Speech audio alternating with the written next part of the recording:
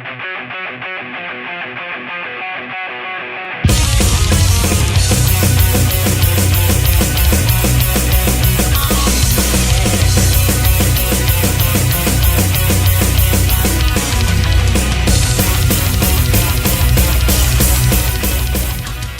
time, the Raven takes a small role in the artwork. Any reason behind it? I think, like from our perspective, the Project Genesis was the introduction of the Raven. The imagery of it was sort of it was our first stamp really on the music scene, and it was our way of sort of showing what we're centered around. But I guess the idea with Immemorial was to show that that's not everything. That's that's not all that we are. There's more to it than that. It still features in the artwork, but it's not the centerpiece. Let's say, although it is pretty much in the center. Yeah, I felt like for me, like Project Genesis was like an introduction, and now we had this. So Raven is smaller. So a reflection was shot on a cold Irish day in autumn. So how was the experience, and would you do it again? It was a lot of fun. It was definitely a lot of fun.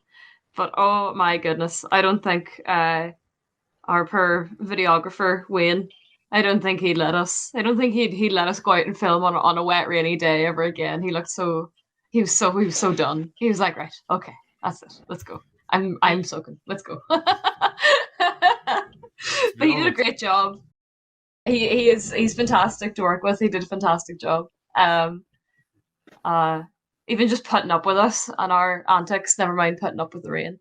But no, it was good fun. But like it was ridiculous because like it was such a wet day, and like we were like Mike, do you remember we were walking around with like I had this huge umbrella, did nothing.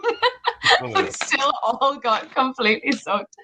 And you can see in the video, my friend Molly, she was the actress that was in the wedding dress. And she just walked straight into the ocean, and she was like, "You better be filming this because I'm going for it," It was really good. But like literally, like we both got into her car and we just looked at each other and we were like, "What do we do?" Like we're both absolutely soaking. But luckily enough, she had like towels with her. So we literally just got changed in her car and like just put on our pajamas because she had like clothes with her and I had pajamas in my bag. And we were just like, fuck it, let's just go. And we got like the heaters going in the car and that was it. We were heading home then. But yeah, it was funny. It was funny and it was good fun, but I don't know if I could do that again with how wet it was. It was just. But it looked like an Irish experience as well when I was to Erasmus exchange program to Ireland. First thing the Irish people did was go to the cold water in October swimming. So I was like Ravenlight doing a video shoot in cold weather into the sea. I'm like, so Irish, like.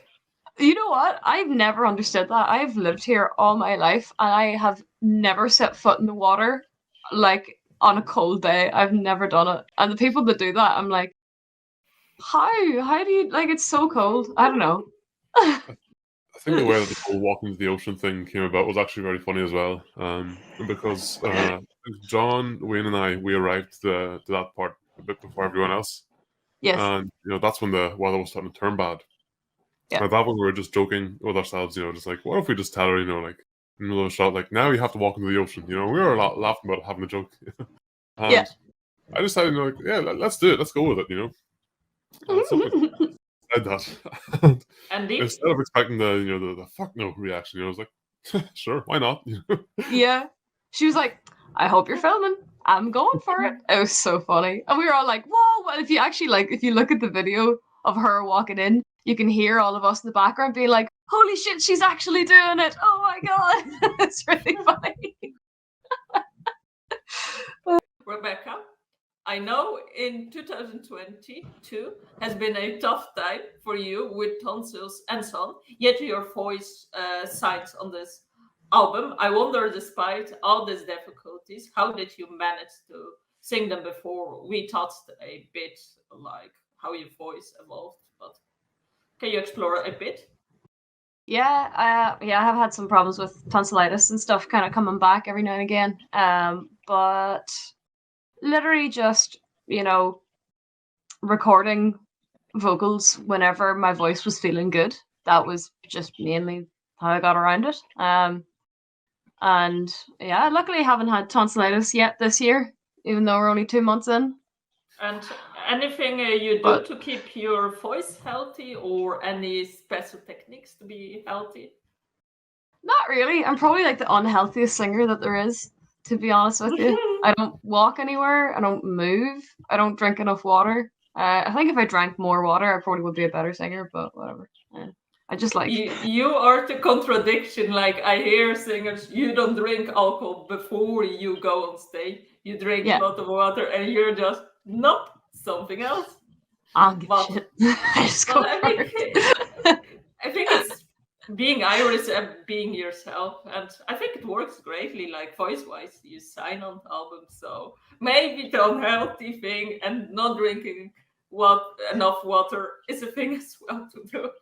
Well, I mean, I definitely do drink a lot of water before gigs, and I drink a lot of water whenever we're recording, and I just mean on a day-to-day basis. I don't think I drink enough water, but I'm like dehydrated, like a zombie. But another thing that I do is I will use I'll eat vocal zones before going on stage, and maybe like an hour before recording, and just vocal warm-ups.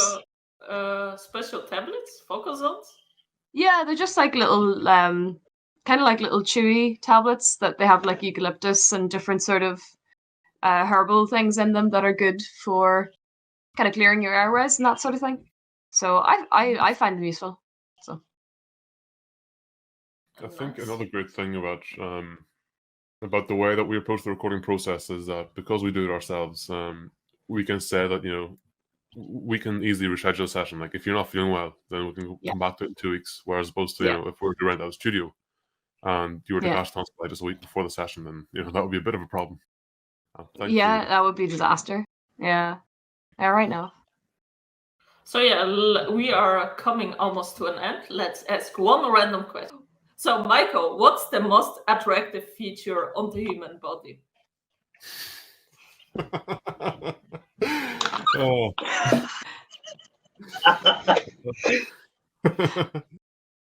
I'm gonna go with the feature that we all see first, which is Mike? Which is the what? The face. I thought you said something completely different, and I was like, really? That's what you see first? What? So, Rebecca, what did you hear?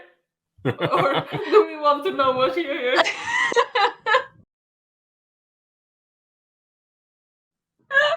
Probably not. I heard tonsils.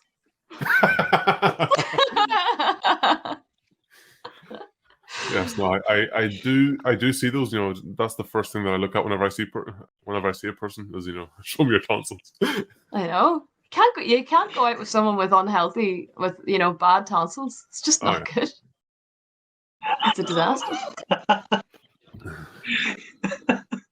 Bad tonsils, I say no. I have enough bad tonsils for both of us here. I don't know what I'm saying. Yeah, I think you're stuck in the previous question. So we have Belfast child asking you, Rebecca, will you wear something? Got off the rails either. Sorry? What does that mean? Will I wear something that doesn't reach the ground? At the next show? Bro, what do you want from me?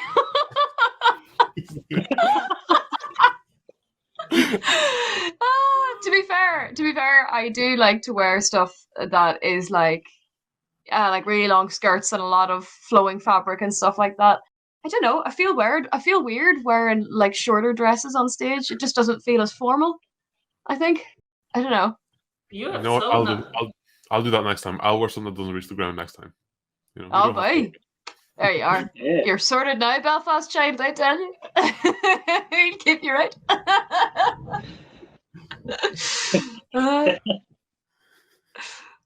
And then Belfast child is saying you were constantly standing on it on Saturday.